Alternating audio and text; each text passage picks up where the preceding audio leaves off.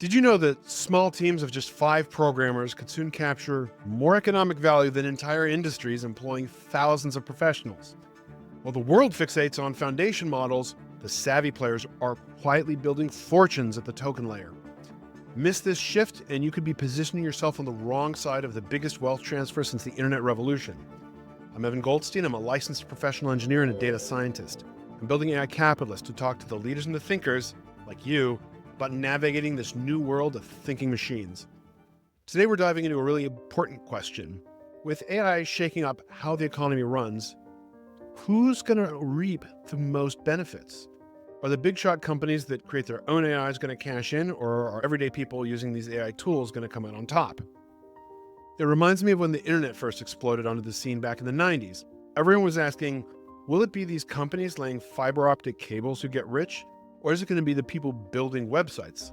Now, it turns out it wasn't Cisco or the infrastructure guys who won biggest. It was people like Jeff Bezos and Mark Zuckerberg who built useful services on top of that infrastructure. That now these are the big players. And we're going to talk about today, are there little guys who could overthrow these big guys? I think we're seeing the same pattern unfold with AI. So give it about 10 years and AI is going to boot out a good chunk of engineers, say half of them. Hopefully not me, right? And when it comes to therapy, AI is already knocking it out of the park, according to some studies. It's outperforming us in loads of areas.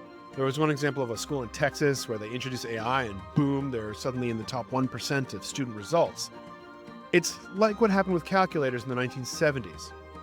Do you remember back when schools banned calculators because teachers were worried that kids wouldn't learn math? Now you fast forward to today, and calculators are mandatory learning tools. The same transformation is happening with AI, but it's happening at lightning speed. Now, figuring out where the profit is really going to land from this huge innovation is as big as wondering where to live during the Industrial Revolution. Imagine your great-great-grandparents were deciding whether they should stay on the farm or if they should move to Detroit to work in the auto factories. Now, that one decision would shape generations of family wealth. The AI revolution is presenting us with similar life-changing choices. Should you push your kid to become a doctor if AI might diagnose better than humans in 10 years? Should you invest in NVIDIA or in companies that are going to use AI to transform their own industries? My dream is to set up a company to transform my own industry. Where are the game-changing AI breakthroughs going to happen? One suggestion is that you could have them happen in the base model. So that's the Bezos and the Zuckerberg we talked about earlier. Those are people running companies like Amazon Web Services or Meta or OpenAI and Claude. Or is it going to happen at the token layer where people are crafting enhancements? Think of this like asking, is it the car manufacturers who will make the big bucks, or is it the people designing cool custom features for those cars? I mean, Henry Ford got rich making Model Ts, but then companies making radios and air conditioning and GPS systems created whole new industries on top of those vehicles, while the auto industry itself struggled. The token layer is all about language being chopped up into smaller parts, and these are called tokens. Meanwhile, the latent layer is where the intelligence exists. This is, in ChatGPT terms, this is like an amorphous mass of undefined intelligence. When you go into ChatGPT and you start typing prompts, you're refining that down, you're sort of making a tool out of it and you're putting it to work. It's like breaking down a big chunk of text into its tiniest components, whether they're words or bits of words or even single characters, depending on how it's sliced up. Imagine you're learning a foreign language. At first, you learn whole phrases like, where's the bathroom? But as you get better, you understand each individual word, and then you can rearrange them to create new sentences that you've never heard before. You're going from phrase book to fluency. It takes years. That's similar to how tokens work. They're the building blocks that give AI flexibility. These tokens are like atoms of language processing. Each token gets turned into a number or an embedded vector, which is like a mathematical sort of property that the model can then handle. It's like when you're a kid learning to read, you didn't memorize entire books. You learned the letters, you sent out the letters, and you learned words and then sentences. So AI is doing something similar with tokens, just like how you can recognize the word cat, whether it's written with crayon or cursive or Comic Sans. AI can learn to recognize patterns regardless of exactly how they're presented. Then there's the latent layer, the under the hood stuff, where the tokens transform into complex, context-rich representations, what we'll call the latent space. This is where the model's magic unfolds, a kind of mathematical space, highlighting language patterns and relationships. Similar ideas end up clustered together here in a meaningful way. It's a bit like how our brain organizes memories. When I say beach, your mind doesn't just think of the word, it activates connected concepts like sand, waves, sunscreen, and maybe that family vacation to Florida when you were 10. The latent space in AI works similarly. It creates webs of related concepts that help it understand context and meaning. So what is going to push us into the realm of super smart AI? If you've been keeping up with the buzz, especially regarding OpenAI's 4.5 model, you might have heard that it's not as groundbreaking as people expected. People thought it would take a giant leap forward, but nope, it just didn't happen. Why? Well, it turns out that pre-training, or the phase where AI is trained on existing data before diving into more specific stuff, isn't just not doing the magic trick that it used to. It's like how athletes hit plateaus in their training. A beginning runner might drop minutes off their mile. A beginning runner might drop minutes off his mile time in the first few months of training, but an elite marathoner might train for years just to shave a few seconds. AI seems to be hitting similar diminishing returns with pre-training. So OpenAI's 4.5 model gobbled up around 10 times more data than GPT-4, but surprisingly, it wasn't a game changer. It seems like pre-training hit the wall, and there's a hunch as to why. Another snag that we're hitting is the shortage of fresh information to train these models. Think of it as like peak oil, but the crisis is for data. We're running low on the new data that we need to feed our AI models. Imagine you're trying to learn English by reading books, but you've already read every book in your town's library. Reading the same books again and again isn't going to teach you anything more. That's what's happening with AI. It's already consumed most of the high-quality text on the internet. And there's a finite amount of Shakespeare, Einstein's papers, and Python documentation out there. AI is going to keep getting sharper, but you can expect it to be uneven.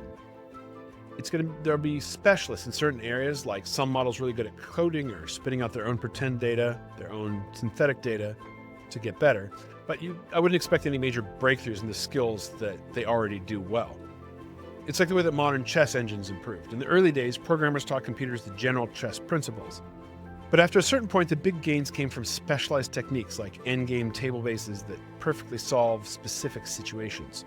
Today's AI improvement might look similar, getting really good at specific tasks rather than generally smarter across all domains. One major shift we haven't seen yet is AI becoming truly independent. Right now, they're just not out there doing tasks for us on their own. When that day comes, it'll be a game changer. Right now, using AI is like having a really smart assistant who can only talk to you on the phone. They can give great advice, but they can't. Here's my 2 cents. The real advancements that we're going to see are going to be at the token layer, not down in the gritty base layers of the actual AI itself. Yes, Sam Altman and Bezos, they're still going to be billionaires. But the real innovation is going to happen in how this technology is applied. That's where the real profit's going to be. Some might disagree, and that's a hot take in the AI world, but I believe that the outer layers are going to tackle our key challenges. This is similar to how smartphones evolved. The biggest innovations weren't faster processors, although those helped. It was the apps that developers built on top of the phone's operating system. The iPhone hardware and the iOS were impressive, but it was apps like Uber and Instagram and mobile banking that transformed how we live our lives. Now, thinking about wanting to be an AI, let's say we wanted to make an AI mechanical engineer to replace me. You might assume that the focus should be on more sophisticated core training, and lots of people are still stuck on that mindset, optimizing post-training data, trying to get the language models to get just the right answer from the right prompt. Now, I've made a video on how to break an AI, basically, how to ask it questions that it can't answer. And so the attitude is maybe we could just create an AI that could finally answer these questions with more training. And it seems logical, but now what it does is it locks you into a way of doing things and it limits your flexibility. You only get one shot with the model to get it right, to get the right answer out of it. It's like the difference between teaching someone to follow a cookbook exactly versus teaching them the principles behind cooking. If you just memorize recipes, you're stuck when you don't have the exact ingredients listed. But if you understand how flavors work, what a binder is, you can improvise and you can create something delicious with whatever's inside of your fridge. From a business angle, sticking with just one model is kind of a dead end. As OpenAI and others like Claude or Grok evolve their models, any custom tweaks that you make might not be compatible with future versions. Your stuff could become outdated very fast. And the trick is to aim for flexibility, to build systems that let you switch out models without a hassle. You need something that allows different pieces to fit together easily. Think about what happened with web browsers. Companies that built websites specifically for Internet Explorer found themselves scrambling when Chrome became dominant. Does anybody remember Netflix besides me, or they all died of old age? I don't know. But those who followed universal web standards could easily adapt. The same principle applies here. Businesses need to build AI solutions that aren't tied to just one provider's ecosystem. Here's the real issue. Trying to make your AI engineers smart straight from the get-go at the deepest level is not the way to go about it. So let me break it down for you. The problem isn't really the inability to search through building codes or to create a drawing. The problem is that the AI is full of, sometimes it just makes stuff up, like major goofs that can wreck a project. Imagine if it picked the wrong material like bubblegum for support beams, and bam, disaster. This reminds me of my friend who relied on AI for designing his backyard deck. The AI created beautiful plans, but it miscalculated. AI can be quick and brilliant, but it can also be confidently wrong in ways that humans rarely are. Let's suppose that you've whipped up an engineering-focused AI using tools like Grok and Perplexity. It might outshine half of the engineers out there, but it's going to mess up big time if you just blindly trust it. So how do you dodge those errors, those disasters? Well, that's where the token layer comes in. It's like how commercial airlines operate. We don't rely on one really good pilot. We have a captain, first officer, air traffic control, automated systems, and a co-pilot all working together. Each provides checks and balances on the others. That redundancy is why air travel is incredibly safe, despite its complexity. And despite a few recent news stories you may have seen. Here's a game plan for building smarter AI engineers. First off, let your main AI do its thing. It could chat with the client, dig into legal questions, crunch numbers, draft the blueprint. Then you bring in a team of AI assistants like OpenAI, Claude, Grok, whatever works. You're not retraining them. You're using them in a different way. Think of it like getting a second opinion whenever facing a major medical decision. If one doctor recommends surgery, you're going to consult another doctor to verify that advice. With AI engineering, we're essentially creating a panel of virtual experts who can review and who can critique the other's work. These backup AIs then double-check the main AI's work, and they call out some of the blunders, the wrong math, weird choices, or weird designs. It's like having a team of expert review an engineer's work. You recruit the top people to guarantee it's spot on. And when slicker models come up, you plug them into the mix. Just swap them out. This is exactly how quality control works in manufacturing. Toyota famously implemented a system where any worker could stop the production line if they spotted a defect. Likewise, our team of AIs can flag issues in an AI engineer's work before those issues become real-world problem. Now this repeats in a loop. Feedback from the reviewers goes back into tweaking the first draft until it's perfect. That's how you create an ace AI engineer. All of it's happening at the token layer. It's like how good writing emerges through revision. Hemingway famously said that the first draft of anything is garbage. Even the best authors rely on editors and beta readers and multiple revisions. When I was a new engineer, I didn't know jack, and I would draw out my drawings and people would just laugh at them, but that's how you learn. AI needs the same process, multiple passes and perspectives to refine initial ideas into something solid. But what this does is it shakes the grip that big AI companies have because it empowers outsiders to build value-packed systems. Base model providers turn into commodity suppliers, basic service backbones, more like web hosts.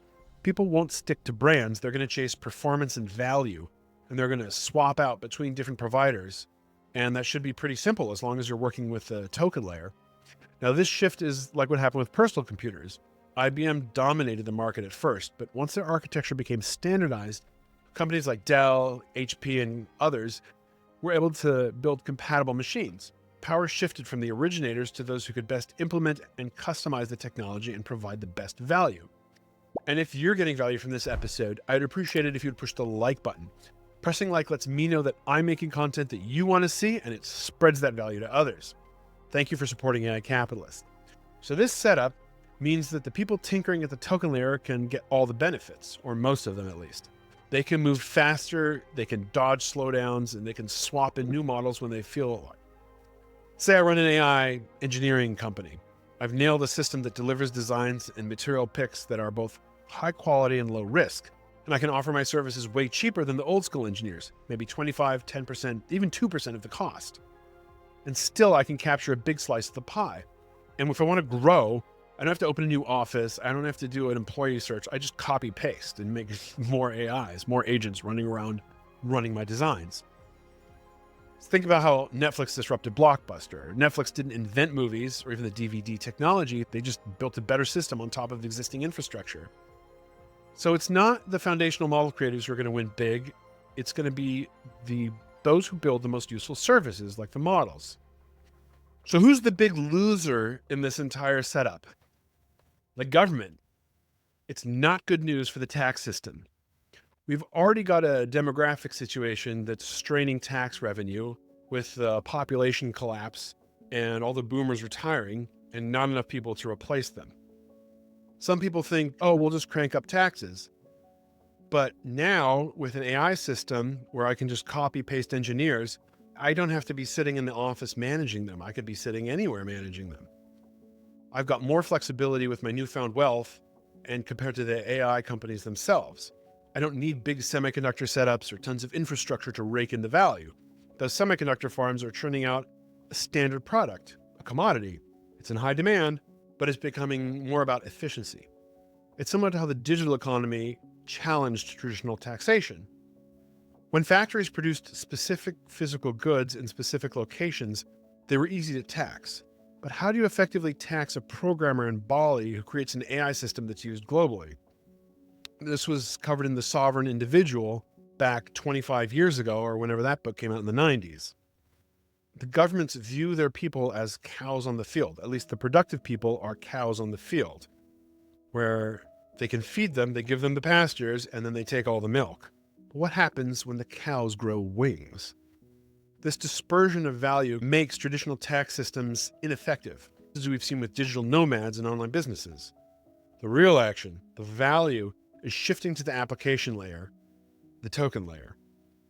That's where you solve the actual problems that people care about, like preventing an AI engineer from designing a bridge out of bubblegum. So the smart play, the AI capitalist play, isn't just optimizing the core AI, it's building systems around it.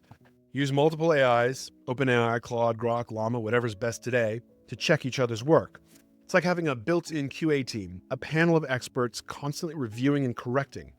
That's how you get reliable, high-value output, like an AI engineer, or that you can actually trust. It's not about blindly trusting one black box. It's about orchestrating multiple boxes to mitigate risk and amplify utility. And it flips the power dynamic. The base model providers become commodified like utilities. You swap them out based on performance and price. What does the end game look like? Are we headed for a decentralized techno renaissance powered by nimble innovators? Or are we just creating a new hyper-efficient oligarchy of AI app builders who leave everyone else, including the taxed man, in the dust?